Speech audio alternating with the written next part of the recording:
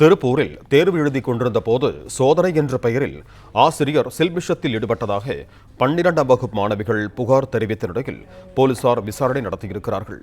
இதுகுறித்த கூடுதல் விவரங்களோடு இணைகிறார் எமது செய்தியாளர் செந்தில். வணக்கம் செந்தில், உங்களிடம் இருக்கும் தகவல்களை பகிர்ந்து கொள்ளுங்க. திருப்பூரில் 12ஆம் வகுப்பு தேர்வு எழுதிய மாணவிகளிடம் ஆசிரியர் செல்விஷத்தில் ஈடுபட்டதாக எழுந்த குற்றச்சாட்டின் அடிப்படையில் வடக்கு மகளிர் போலீசார் ஆசிரியரிடம் தற்போது விசாரணை மேற்கொண்டு வருகின்றனர். 12ஆம் வகுப்பு பொதுத் தேர்வுகள் இன்று நிறைவடைந்த நிலையில் திருப்பூரில் உள்ள பள்ளி ஒன்றில் தனியார் பள்ளியைச் சேர்ந்த ஆசிரியர் ஒருவர் தேர்தல் பார்வையாளராக நியமிக்கப்பட்டிருந்தார். இந்த நிலையில் தேர்வு நடந்த போது தேர்வு அறையில் இருந்த மாணவர்களிடம் தேர்வு அறை பார்வையாளர் விட்டுள்ளதா என பரிசோதனை செய்த போது மாணவிகளிடம் செல்விஷத்தில் ஈடுபட்டதாக தேர்வு முடிந்து வெளியே வந்த மாணவிகள் பள்ளியின் தலைமை ஆசிரியரை சந்தித்து புகார் தெரிவித்துள்ளனர். இந்த புகாரின் அடிப்படையில் பள்ளி தலைமை ஆசிரியர் காவல்துறைக்கு தகவல் தெரிவித்துள்ளார்.